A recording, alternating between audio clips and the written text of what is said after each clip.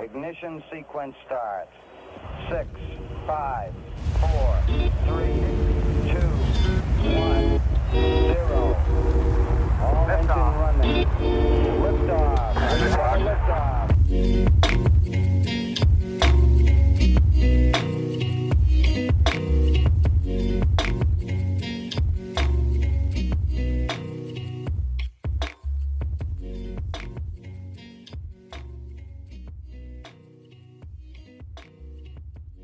What is up, guys? Hunter Klein here, bringing you this week's episode of Interplanetary Monkeys, live from Austin. We made it, family.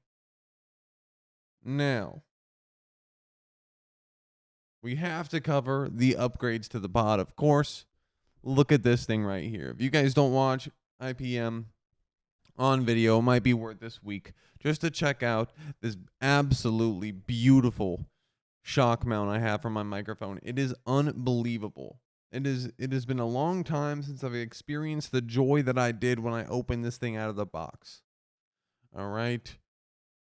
If you remember from past episodes, if you heard in past episodes, there was always this loud creaking every time I moved my microphone. It was like moving a rusty hinge from 1920, and now this thing just flows freely, y'all. It flows freely, and it just allows for a much more comfortable situation.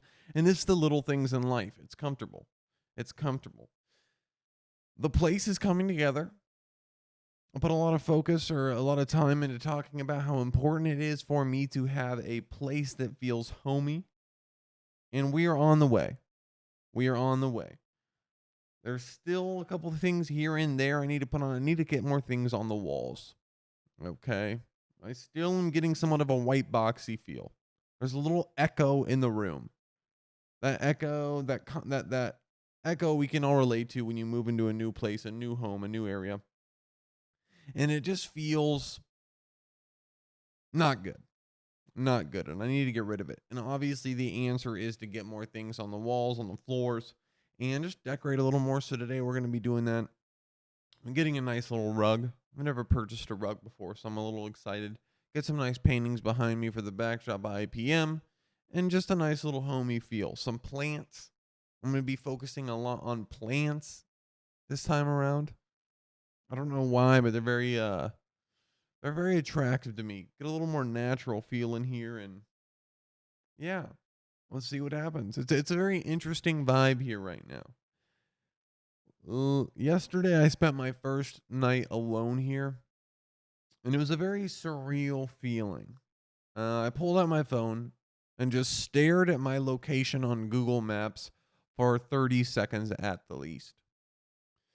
And the reason it's so surreal is that it just feels like right now in my life, I'm just snapping my fingers.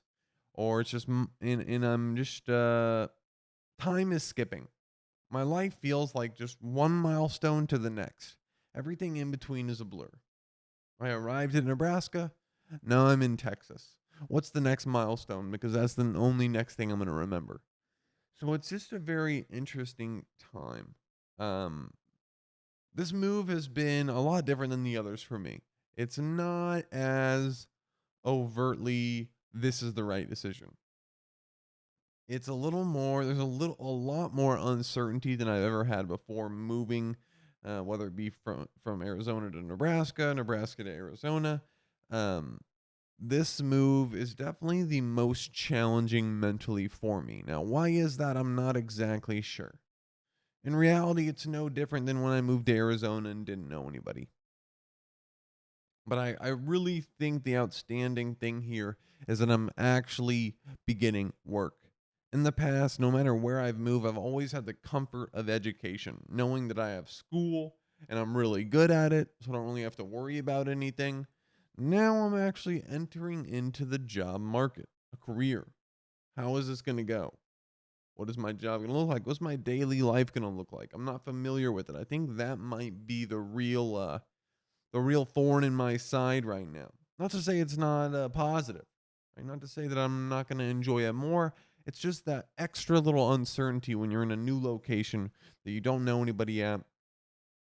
It's Yeah, it's a very interesting time. I will never, ever, ever miss the feeling, just the slight anxiety you get in new locations from the simplest tasks. Not knowing the roads, not knowing where you're going, complete unfamiliarity with an area. You got to leave the house, come back to the house. It's just those, even the littlest things, guys, like going to the grocery store or going to get your oil changed. Where am I going? I've never seen that. Unfamiliarity with the area really adds a little extra layer of anxiety that I'm excited to get out. I need to drive around. I need to get more familiar with the area. And yeah, we're going to make it happen. Overall, the most exciting part about the move right now is the quality of life here at my home. Just the setup I have, my badass computer setup, my nice bed, my awesome bathroom. Um, it just feels good. I feel a lot more comfortable at home. I don't feel like a juvenile on the run like I have for the last 6 years. So things are going good. Once we fix this echo, we are absolutely golden family. Okay. And we start work Monday. Excited, nervous, the uncertainty will get you, but it's going to be an interesting one. My first week is pretty much a very sped up onboarding process, a speed run of the onboarding process, so I can just get into it and start coaching. But as a result, I am going to be working at very inconvenient times. For example, Tuesday, I have a class at 5 a.m. I have to teach. Now, I haven't woke up at 5 a.m., more like 4:30 a.m., ever in my life on my own accord other than going on planes. I think it's absolutely insane.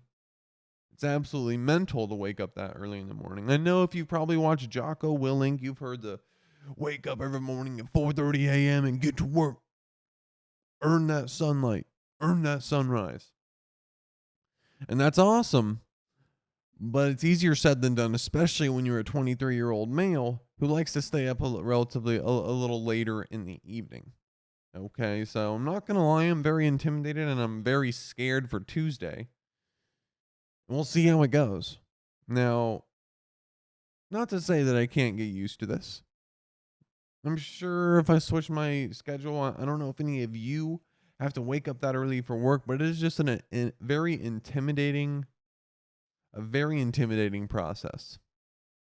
A very intimidating process. But as a result, waking up early, I get a lot of free time during the day. And an interesting part about these fitness jobs, these exercise and nutrition jobs, is that the hours are not 9 to 5. It's not office like. I guess any job where you're working with civilians, I think that's a really bad term to use here. Any of these fitness type, healthcare maybe type jobs is that there's no 9 to 5 schedule because your schedule is based around other people's convenience, right? When do other people want to go to classes? When do other people want their personal training? When do athletes want to work with a trainer? These are all the questions that pretty much determine a fitness instructor, elite fitness instructor, strength and conditioning coach, commercialized, pretty much determine their positions.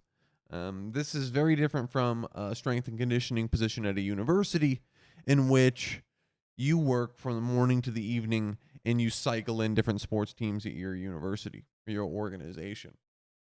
Because it's commercialized, it is a little more variable and it is a little more all over the place, which is awesome for some and negative for others.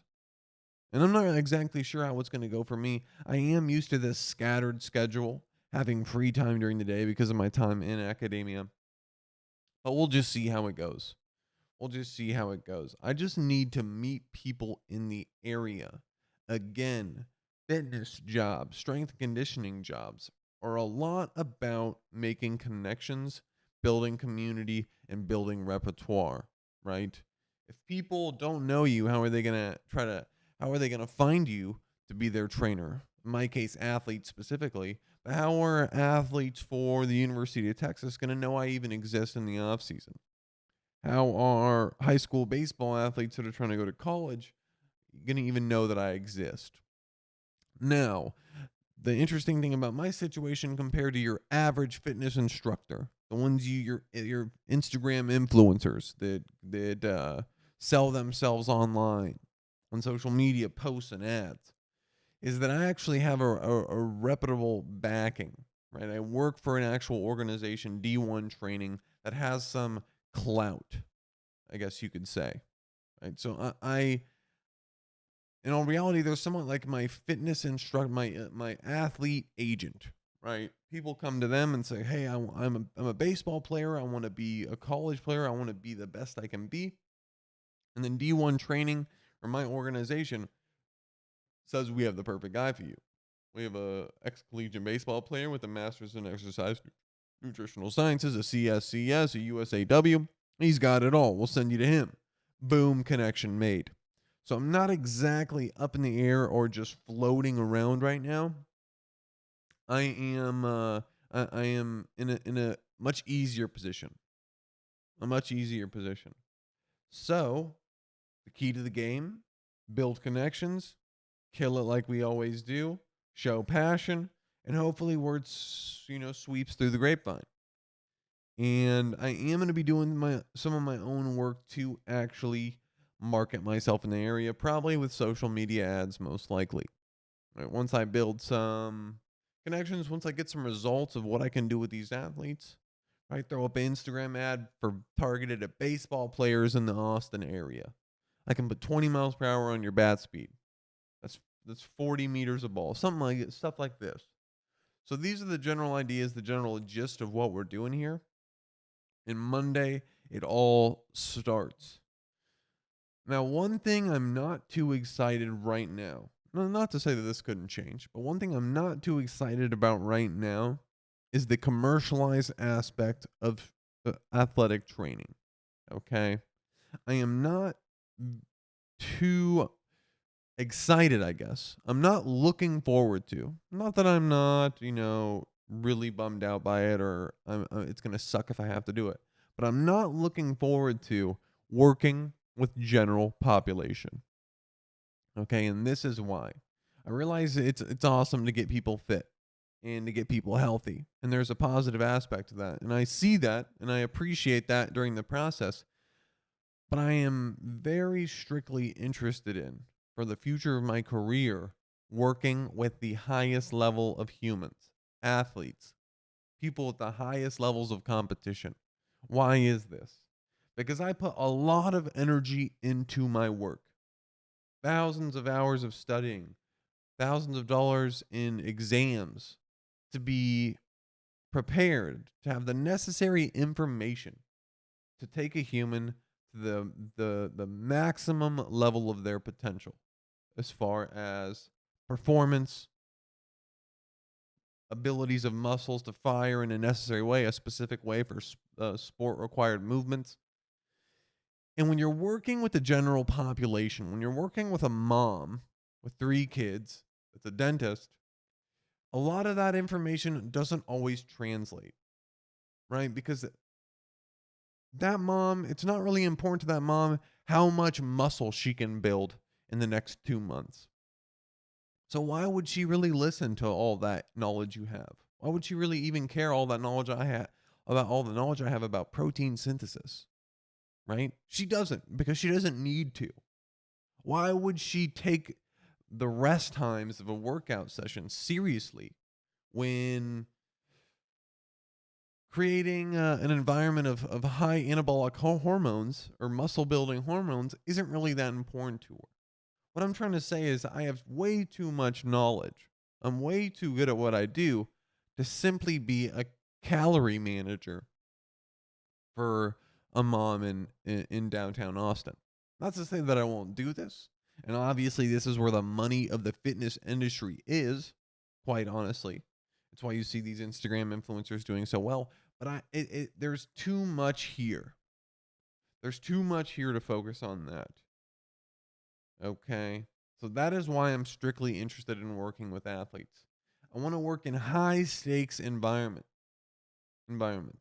where almost every ounce of what I say gets translated to actual action, right? So I'm doing the most with the information I have. I'm being utilized to my full potential.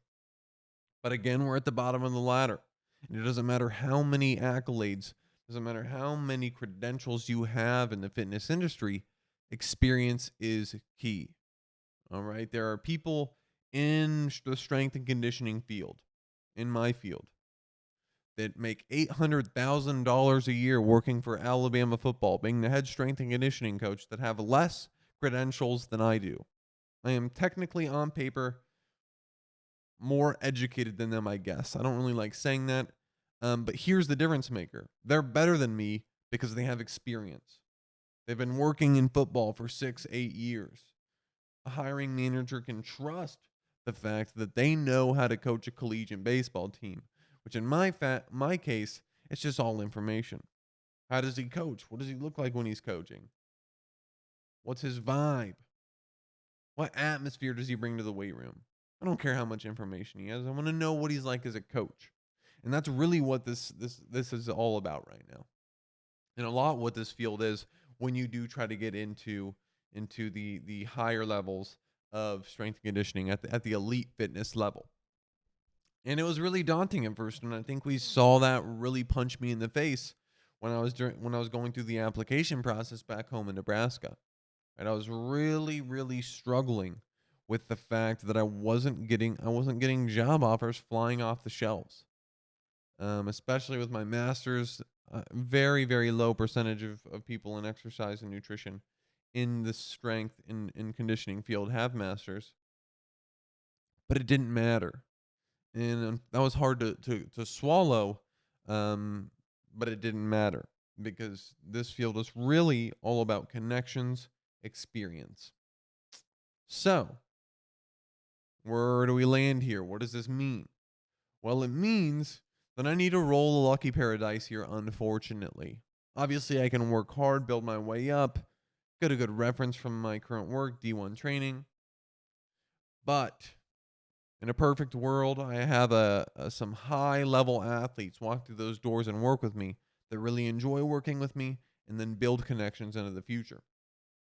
Imagine what a University of Texas baseball player walking into my doors and training with me would mean for the future of my career, especially if he enjoyed it. All right? Word spreads. Word spreads, and now all of a sudden I can apply for a position at University of Texas with a little foot in the door. Okay, and this is really, really, really where it's at. Having high-level athletes work in there that are connected, that enjoy working with me, they can be my shoe-in for the fitness field and for the strength and conditioning line of profession I'm on. So that's where we're at. Right now, things feel weird. I'm going to fall back on it again. It feels weird being here, guys. It feels weird. I've second-guessed the move 5, 6, 7, 8 times. Very uncertain. I haven't seen the sun since I got here, which I'm sure is not helping. It's been cloudy and rainy the entire time I've been here. I might as well be in Seattle. Okay, and as a result, it's just been a weird, weird vibe. The weather, the humidity, there's some kind of increased pressure. I have like a slight headache. I've had a slight headache all day today. I'm just getting weird vibes right now. All right, and we're here. So there's no backing out, and we're going to tough through it, and we're going to figure it out, and I'm sure it will smooth out. But this has been a difficult, interesting situation for me, regardless. I'm very happy that before I came and during this time of my life, I got a chance to hang out with family and be at home for a while. Despite all the benefits it had in regards to income and my ability to save up money for this move, making it a much more comfortable process, just being able to spend time with family for a prolonged period of time is something I really, really needed. Something I have not done very well in the past 5, 6 years is focus on family. Give my family enough of my time as a result of this high speed, go get it type of lifestyle that I'm trying to live. So it was good hanging out, relaxing. As weird as it was living at home, being at your mom's house when you're 22, 23, as weird as that feeling was, and as much of a hit as that was to my ego, I think it was a beautiful experience and it was much needed.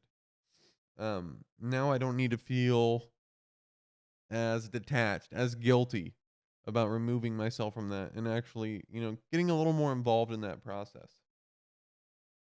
It's gonna be a while till we see him again, but but it felt good, and I'm excited to move forward from here. One thing that I need in my life right now, guys, is a dog. I'm going to be taking the leap to get a dog. I know I've talked about it in the past, backed out. This time it's for real. My mom is a dog breeder, and while I was at home, I was spending a lot of time with dogs that were extremely smart. Poodles. One of the smartest dogs on earth. And holy hell, guys, I loved these little mutts. I loved these guys. They provided such an avenue of mental support. Mental support, I think, is the word to say here. And there's a lot of value there, especially living in a new area like this, where my I can actually get dogs in this apartment. I need a right hand man. I need a little buddy. Now, my biggest worry is being like a majority of the other dumb humans in the world and having all this free time and thinking, oh, wow, I can totally handle a dog, right? The amount of people locked in their houses for COVID were like, oh, I could so take care of a dog right now. And then immediately started a job back in the office, leaving their dog at home for 8 hours was probably high. The amount of people doing that is probably high. And I don't want to put a dog through that. Right? I think that's irresponsible and I think it's pretty shitty, to be honest with you. I want to be able to care for this bad boy. I want to bring him around. I don't want to leave him alone all the time. And I think based on the flexibility of my hours here and the way this job works, I think I might be able to pull it off. So that is the next move. I really do think getting a little doggy is the next move. A little companion on my journey. I've battled with it for a while. Obviously, there are some costs that come along with it. We're a little more financially stable now down here in Austin. I might take the leap. I might take the leap. So watch out for it. I'll definitely bring him on. We'll hang out a little bit. And yeah, some big moves right now. The big boy steps. The settle down and get your life together steps. Actually having a place that's homey, getting a little puppy, and maybe finding a woman. We'll see. It'd be a really good time for a female right now in my life. It'd be a really good time. I feel that it is necessary to talk about one of the biggest things going on in the world right now. People are hitting the streets. Things are getting crazy. The Israel versus Palestine war, I guess you could say right now. The conflict might be a better word right now. Now, I want to say first, this is not going to be all encompassing intro to the Israel Palestine conflict. Okay, I am not the guy. There are many other sources for you to get this story of. Right? I could try to regurgitate it, or I could, but I would only do a decent job in comparison to some of these like political experts that are online. But essentially, what's going on here? All right. Why are we talking about it? Because people in the US have started protesting. It has become a part of our nation now, our problems. Israel, Palestine, people that have families from these areas, I assume are hitting the streets because it is a serious issue. So what's going on? Essentially, it's a conflict that goes back 100 years and is essentially a battle over territory. Okay, now obviously it goes much deeper than that, right? It's turned into this kind of a religious anti-Semitism battle of keeping people out of the area. We don't want you here. We're going to push you out. These are the laws that we don't want you that we are going to put on you, so you can't come here, so on and so forth. So there are militant groups that are bombing Israel, and Israel's bombing back, and they're not taking each other seriously. Essentially, it's two pissed off dudes fighting that won't listen to each other and won't come to an agreement. That's essentially what it is. Okay. Palestine made a threat, not really a threat, but said, hey, we're warning you, if you don't do this, we're going to do this. We're going to bomb you guys. Israel didn't listen, so they started shooting rockets at them. Pretty much. I mean, if you watch these videos, guys, it's actually nuts. And this morning, I tried to educate myself on the topic a little bit just because it has escalated and started to affect our nation. And I'm not too involved in this stuff. I'm not too educated on these conflicts, these type of topics, so I try to stay away from them. But it looks like it's escalating to the point where we should probably talk about it. All right. The videos are horrific. It is sad to see. Okay. It is always sad to see. And it's always very interesting to me. I'm just curious who in the US is actually protesting for this. You know, it's incredible to me that people all the way across the world are so passionate about this that they are taking time out of their day to peacefully protest. Right? If people are peacefully protesting in the US, maybe I should look into it. Maybe I should see what's going on here. But essentially, civilians are dying because these two bullies, not two bullies, but these two individuals, Israel and Palestine, can't come to an agreement and aren't listening to each other talk. And rather than coming to an agreement and talking to each other and figuring out how we can fix this, tension is just built up so much that we're just shooting rockets at each other. And it is pretty intense at the moment. It is pretty intense.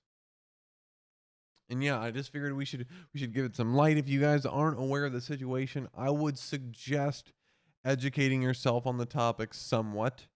I really would. Not here. I'm not going to give you the lowdown, but go watch a YouTube video. 10, 15 minutes. They're short. And kind of explain the issue. Because I suspect that this is not the end of it. As far as the US's involvement, our culture's involvement. Okay. I know. There's always something. Right? We just got out of the BLM. We didn't. That's a terrible thing to say. But we just entered into the BLM movement. We're coming off the peak of that, the peak intensity, the peak conflict. And now we have something else. But I think it's really just a result of humans. Right? Dumb little monkeys fighting over their bananas is essentially what's going on here. And essentially what the entire lineage of human history is. I don't know if I will ever find true passion or interest in these type of topics. Obviously one of my big things here is trying to stay connected with culture, with news, what's going on in the world, what's trending, as the kids would say. But time and time again, I attempt to watch these get involved in politics. In 30 seconds, 60 seconds into the video, I am just struggling to get through, guys.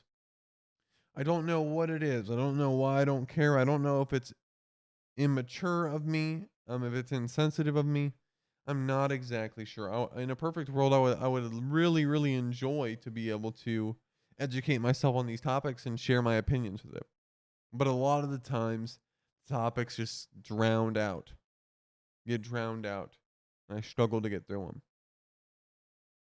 So I don't know. The real only things that interest me in my life right now are fitness. How do we become healthy? How do we get to our peak performance? Gaming, I guess. What's going on in the tech world? What's going on in the entertainment industry? In space. How the hell do we get humans to other planets? And I feel like that's very American. That's very those are very elitism passions, right?